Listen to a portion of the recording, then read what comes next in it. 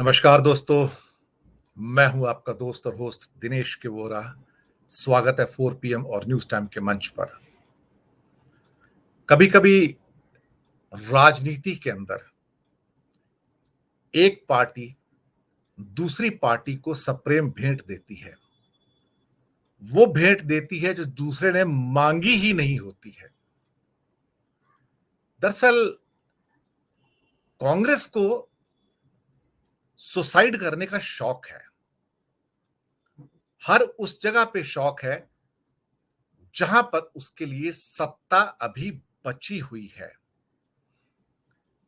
पंजाब का सुसाइड आप भूले नहीं होंगे कि किस ढंग से बनी बनाई, जी हां, और वो भी हाथों के अंदर सत्ता, कैसे कांग्रेस ने अपनी बेवकूफी से ब्लंडर के द्वारा, हिमालयन ब्लंडर के द्वारा प्लेटर पर रखकर आम आदमी पार्टी को सौंप दी थी।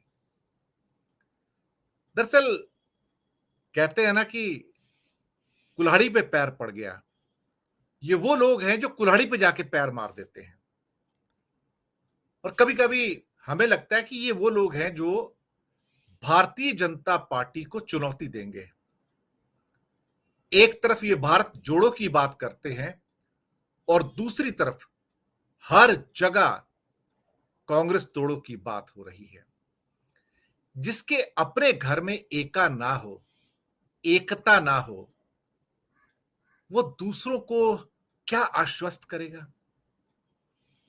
आज तो केजरीवाल वो भी कह गए कि कांग्रेस वाले क्या करेंगे, उनका कोई भविष्य नहीं है। जिनके अपने घर में एकता नहीं है, जहां अपनी उनकी सत्ता की लड़ाई अंदर ही अंदर की इतनी तीव्र है, तो देश को क्या आश्वस्त करेंगे। तीन तीन तो कैंप है। एक सोनिया गांधी कैंप है, एक राहुल गांधी कैंप है और साथ में एक प्रियंका गांधी कैंप है। यही नहीं समझ आ रहा कि कांग्रेस पार्टी चला कौन रहा है। G23 वाले, वो पहले ही कई लोग तो छोड़ के चले गए। जो बचे खुचे हैं वो भी छोड़कर चले जाएंगे। राजस्थान गढ़ था। अशोक गहलोत अच्छा खासा शासन चला रहे थे। अचानक से कांग्रेस के चुनाव के लिए, वो भी भारत जोड़ो यात्रा के दरमियान, एक एप्लीकेशन आती है शशि थरूर की। दरअसल कांग्रेस को उम्मीद नहीं थी कि कोई अध्यक्ष पद के लिए अप्लाई भी करेगा। और उस स्थिति में आखिर में फिर सारी पार्टी राहुल गांधी से रिक्वेस्ट करेगी, भाई आप आकर अध्यक्ष बन जाओ, कोई भी अप्लाई नहीं कर रहा है। लेकिन जैसे ही शशि थरूर ने वहां पर अप्लाई किया, जमीनी हालात बदलने शुरू हो गए। कांग्रेस हेडक्वार्टर में कंपन आने शुरू हो गए कि ये तो हमने सोचा ही नहीं था। आनन फानन के अंदर साहब गहलोत साहब को बुलावा भेजा गया, जो कि लॉयलिस्ट हैं। जी हां, सोनिया परिवार उनके लॉयलिस्ट हैं। और उनसे कहा गया कि तुम इस चुनाव में शशि थरूर के खिलाफ खड़े हो जाओ। उन्होंने कुछ नानुकुर की। वो कहते हैं कि मैं बनने को तैयार हूं, मुझे आप सीएम भी रहने दीजिए और कांग्रेस का अध्यक्ष भी रहने दीजिए। अब कांग्रेस का जो अपना कॉन्स्टिट्यूशन है, जो संविधान है, उसके अंदर कोई ऐसी शर्त है नहीं कि एक व्यक्ति दो पद नहीं संभाल सकता। पास्ट में ऐसे बहुत बार हुआ है। लेकिन बीच में साहब एक दिन राहुल गांधी भारत जोड़ो यात्रा छोड़कर दिल्ली आ गए और आकर फरमान जारी करके चले गए कि ये एक व्यक्ति एक पद रहेगा, दो पद नहीं रह सकते। अब इसके बाद चूंकि गहलोत साहब ने एग्री किया था कि हां मैं अध्यक्ष पद के लिए चुनाव लड़ूंगा, अब उनकी जान पर बनाई। अब सीएम की गद्दी छोड़ने की बारी आई। अब सीएम की गद्दी छोड़ने की बारी आई तो अब राजस्थान के अंदर जो पुरानी फाइट थी उनकी सचिन पायलट के साथ तो फिर से उभर कर आ गई। और पिछले 2-3 दिनों में जो वहां पर जयपुर के अंदर जो नाटक चल रहा है वो आप सबने देखा, जहां लगभग 90-92 एमएलए कांग्रेस के उन्होंने कहना शुरू किया कि भी हम तो गहलोत साहब को लीडर मानते हैं, हमें तो Sachin Pilot as a leader ही नहीं चाहिए। और सचिन पायलट के लिए जो दरअसल श्रद्धा गहलोत साहब के मन में है वो सबको पता है कि नकारा, निकम्मा, ये शब्द गहलोत साहब ने बोले थे सचिन पायलट के लिए। और ये भी कहा था कि वो अंग्रेजी स्कूलों के पढ़े लिखे गिटपिट अंग्रेजी बोल लेते हैं, तो राजस्थान में उस व्यक्ति की जरूरत है जो जमीन से जुड़ा हुआ हो। यानी कि गहलोत साहब कभी नहीं चाहेंगे कि सचिन पायलट सीएम बन जाए। सचिन पायलट पहुंच गए साहब भारत जोड़ो यात्रा में केरला में। क्या बातचीत हुई कि वापस आए और फिर लोगों ने उसके बैंगलों पे जाना शुरू कर दिया और वहां पे उनके जो फॉलोअर्स थे उनके चेहरों के ऊपर मुस्कुराहट आ गई कि कुछ आश्वासन लेकर आए हैं। अब पता नहीं आश्वासन क्या था, लेकिन उससे अगले दिन अशोक गहलोत भी पहुंच गए भारत जोड़ो यात्रा में और वो वापस आए तो स्थितियां बदलती हुई नजर आई। अब एंडोर्समेंट चाहिए था, वो मिला नहीं। खैर मल्लिकार्जुन खड़गे और क्या कहते हैं कि माकन साहब, अजय माकन साहब, ये दूत बन के पहुंच गए जयपुर में। अजय माकन की अपनी कोई हस्ती नहीं है साहब, वो अपनी सीट नहीं जीत सकते और वो अशोक गहलोत जैसे कांग्रेस के हैवी वेट जो कि स्टेट जिता के लाते हैं, वो उनकी जिंदगी का फैसला करने पहुंच गए कि उनकी जगह कौन आएगा। लेकिन जब कांग्रेस में विद्रोह होता देखा तो उनके भी हाथ पैर फूल गए और खड़गे साहब अब ये दोनों फिर भागकर दिल्ली वापस कि वहां के हालात तो ऐसे हैं कि अगर ऐसा हो गया तो पूरा का पूरा विद्रोह। अब ले दे के सचिन पायलट के पास कितने नंबर हैं ये सबको पता कि 10-20 होंगे, इससे ऊपर है ही नहीं। 10 या 12 बहुत हो गया, 15। तो उनको विधानसभा में सपोर्ट तो है नहीं। जो सपोर्ट नहीं है तो फिर ये आश्वासन राहुल गांधी से क्या लेकर आए थे। दरअसल सीएम तो वही होगा जो गहलोत चाहेंगे, लेकिन समस्या ये हो गई कि गहलोत ने भी ये सारा का सारा जो नाटक रचा 90-92 लोगों की, क्या कहते हैं कि ये मेरे फॉलोअर्स हैं, ये दिल्ली की सल्तनत को पसंद नहीं आया सोनिया गांधी की कि ये हमें आंखें दिखा रहे हैं। अभी तक तो हम नाम लिख के भेजते थे, अब ये हमें आंखें दिखा रहे हैं। तो गहलोत साहब का जो रुतबा था वो डाउन हुआ है। अब ये खबर निकल कर आ रही है और ऑलमोस्ट बहुत सारे जो सोर्सेज हैं वहां से निकल के आ रही हैं कि अब वो दिल्ली की नजरों में उतर गए हैं और गहलोत को अब शायद कांग्रेस अध्यक्ष पद की कुर्सी के लिए एप्लीकेशन भरने के लिए अब नहीं कहा जाएगा और अगर उन्हें कहीं आनन फानन में भर दिया तो उसे सपोर्ट नहीं मिलेगा। मुझे लगता है कि दिल्ली में गांधी परिवार ने अशोक गहलोत के विद्रोही स्वर होते हुए, हालांकि वो लॉयलिस्ट हैं, उनके पर काटने की कोशिश की। इसी बात पे मैं हमेशा कहता हूं कि दरअसल कांग्रेस को कुल्हाड़ी पे जाके पैर मारने की आदत है, सुसाइड करने की आदत है। सचिन पायलट को जो भरोसा दिया किस बात का, सचिन पायलट तो पहले भी मांडवली कर रहे थे बीजेपी के साथ में कुछ समय पहले, लेकिन उसको अशोक गहलोत बचा कर ले गए और सचिन पायलट सफल नहीं हो पाए। तो उनका जो सॉफ्ट रुख था सचिन पायलट का बीजेपी के प्रति वो सबको मालूम था और किसी भी हालत में गहलोत ये नहीं चाहेंगे कि सचिन पायलट सीएम बन जाए राजस्थान के। अब ये परिस्थितियां जो हैं अभी जो विद्रोह के बाद जो निकली है राजस्थान में, उससे कांग्रेस की हाईकमान के हाथ पैर फूल गए और दिल्ली में भी, क्योंकि ये वही ब्लंडर करने जा रहे हैं जो उन्होंने पंजाब में किया। पंजाब में एक अननोन पर्सन चन्नी साहब को सीएम बना दिया, चरणजीत सिंह चन्नी। ये बात और थी कि उनकी कुछ लड़ाई और सपोर्ट नवजोत सिंह सिद्धू के साथ थी, लेकिन मैंने कहा ना, इन्हें ब्लंडर करने की आदत है। कांग्रेस को सुसाइड करने की आदत है। भारतीय जनता पार्टी को क्या चाहिए? उन्हें ऑपरेशन लोटस करने की जरूरत ही नहीं है साहब। ये तो देवी माँ की कृपा से नवरात्रि की गिफ्ट दे रहे हैं उनको कि भाई साहब हम तो आपस में लड़ लड़ के मर जाएंगे, तुम्हें हमसे लड़ने की जरूरत ही नहीं है। हमारे लोग कुछ टूट टाट के आपके पास आ जाएंगे। ऑलरेडी आपके पास 70-75 विधायक हैं, 10-12 निर्दलीय भी आपके पास आ जाएंगे, तो 10-12 और बचेंगे, तोड़ तोड़ के आप ले जाओ उनको। तो भारतीय जनता पार्टी को देवी माँ का प्रसाद मिल गया बैठे बैठे साहब।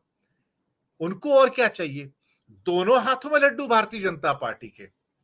लेकिन इस पूरी लड़ाई के अंदर किसी की भी सिंपैथी जो है, सहानुभूति जो है, वो कांग्रेस के साथ नहीं है। अब न सचिन पायलट के साथ, न गहलोत के साथ में।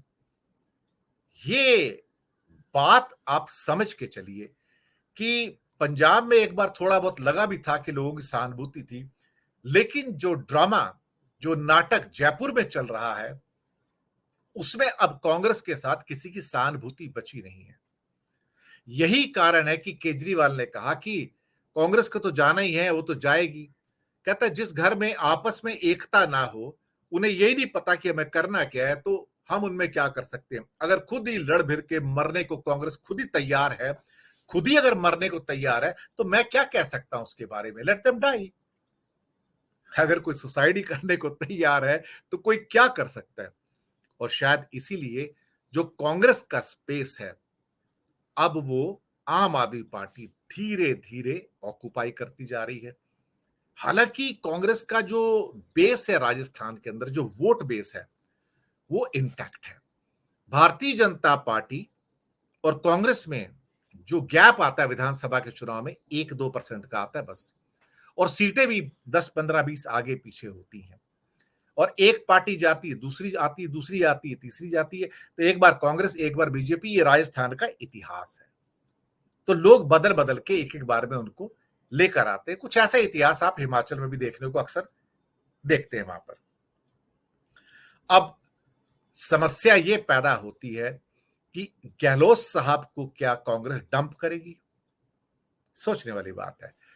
बचा तो कोई है नहीं। वो G23 वाले वैसे ही बाहर जा चुके हैं सारे के सारे, दमखम है नहीं। एकमात्र इनका जो एक ग्राउंड सिपाही बचा हुआ था गहलोत, और दूसरा आपका बघेल साहब है छत्तीसगढ़ में। बाकी तो कोई है ही नहीं। बाकी सब तो ट्विटर के किंग है ना। हालांकि अब राहुल गांधी मैदान में उतरे हैं, जोड़ो यात्रा कर रहे हैं, लेकिन हर दूसरे दिन कांग्रेस के कैंप से एक बुरी खबर आती है कि वो भारत जोड़ रहे हैं या कांग्रेस तोड़ रहे हैं। अपने लोग तोड़ रहे हैं। इन्हें किसी की जरूरत ही नहीं है। ना भाजपा तोड़ रही है उसको, ना आम आदमी पार्टी तोड़ रही है, ना समाजवादी पार्टी तोड़ रही है, ना सपा तोड़ रही है, ना आरजेडी तेजस्वी यादव तोड़ रहे हैं, ना जेडीयू तोड़ रही है। ये तो खुद ही तोड़ने में लगे हैं। फिर वही बात, अगर कोई खुद ही सुसाइड करने पे उतर आए तो कोई क्या करे? अब ये भी पक्का हो गया कि गहलोत साहब तो अब सीएम बनेंगे नहीं, क्योंकि कांग्रेस नहीं चाहेगी कि उनके विद्रोही स्वर देखने के बाद उनको दोबारा से सीएम बना दिया जाए। हालांकि अभी तो है, लेकिन उन्होंने अपना पल्ला झाड़ा था कि जयपुर में क्या चल रहा है मुझे पता ही नहीं है।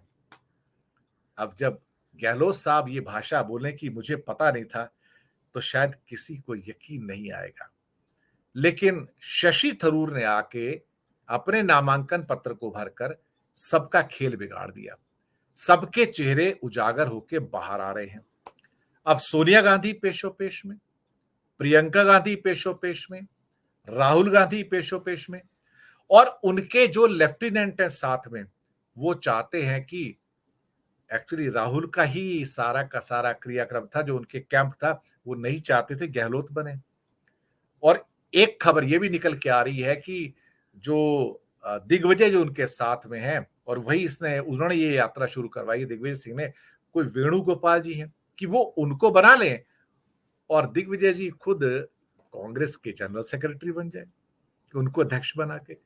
यानी कि फिर से वो कुछ बुढ़ाऊ जिनकी पॉलिटिक्स में उम्र खत्म हो चुकी है, वो अभी भी चिपटे में गद्दी से कि कोई ना कोई पद मिल जाए और एक जनरल सेक्रेटरी कांग्रेस दिग्विजय सिंह फिर से बन जाए। उनकी अपनी हस्ती तो कुछ है नहीं, ये तो आप लोग जानते ही हो। अब ये सारी कहानी जो निकल कर आ रही है, कि अब चुनाव के अंदर खड़ा कौन होगा, क्योंकि अब गहलोत साहब के जीतने के चांस तो हो गए कम, बल्कि उनके कद को छोटा करने की कवायद अब शुरू हो गई है दिल्ली में।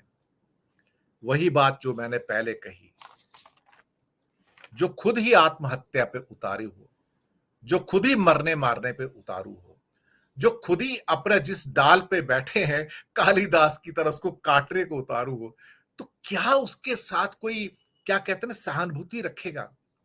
कई बार तो हम भी सोच लेते हैं अपने प्रोग्राम में कि भी बिना कांग्रेस के तो कुछ संभव नहीं है, बिना कांग्रेस के कुछ हो नहीं सकता। पर कांग्रेस क्या खुद चाहती है? सवाल ये पैदा होता है कि क्या कांग्रेस खुद चाहती है कि मजबूत होए? नहीं। ये सारी दिक्कत है कि कांग्रेस में वो इच्छा शक्ति नहीं है कि वो मजबूत होना चाहती है। हर जगह से जो लड़ाई झगड़े, मारा-मारी, आपस में ही आत्महत्या करने में उतारू, ये सारे इस दिशा में संकेत हैं कि कांग्रेस फिर से और नीचे जा सकती है। राहुल गांधी वहां पे जोड़ने का कार्य कर रहे हैं और यहां पे उनके लेफ्टिनेंट तोड़ने का कार्य कर रहे हैं। वो जितना जोड़ते हैं उससे ज्यादा वो लोग यहाँ पे तोड़ देते हैं। और जो बचा बचा है, जो स्टेट बचा है, एक आधा राजस्थान, और उसके बाद फिर वो सिंहदेव की ऑलरेडी बाघेल के साथ में लगी पड़ी है छत्तीसगढ़ में, वो भी निकल जाएगा साहब।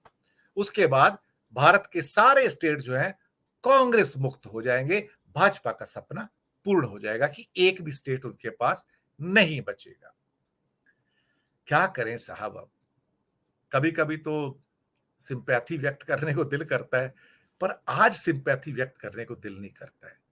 और अब अगर इनका स्थान भरने के लिए अलग अलग जगहों के अंदर केजरीवाल की आम आदमी पार्टी आ रही है, तो हम एक ही बात कहेंगे, स्वागत है, स्वागत है, स्वागत है। आइए, स्पेस खाली है, ऑक्यूपाई कीजिए। देवी माता की कृपा हो रही है आपके ऊपर, और आप सब दर्शकों को मेरी ओर से नवरात्रों की मंगल कामनाएं। और ये नवरात्रि थोड़ी मंगल कामनाएं लगता है केजरीवाल के लिए भी लेके आए हैं, और कांग्रेस के लिए तो बिल्कुल कुछ नजर नहीं आ रहा है। हाँ, भारतीय जनता पार्टी को राजस्थान में एक गिफ्ट मिलती, सप्रेम भेंट मिलती जरूर नजर आ रही है कांग्रेस की ओर से, कि कांग्रेस की ओर से भारतीय जनता पार्टी को नवरात्रि के रूप में देवी मां का आशीर्वाद और सप्रेम भेंट। जय हो, जय हो, जय हो। फीडबैक दीजिएगा, प्रोग्राम कैसा लगा आपको। और जी हाँ, 4 PM और न्यूज टाइम दिनेश के वोरा को सब्सक्राइब जरूर कीजिएगा और बताइएगा आपको हमारे कार्यक्रम कैसे लग रहे हैं। धन्यवाद आप सबका हमारे साथ बने रहने के लिए।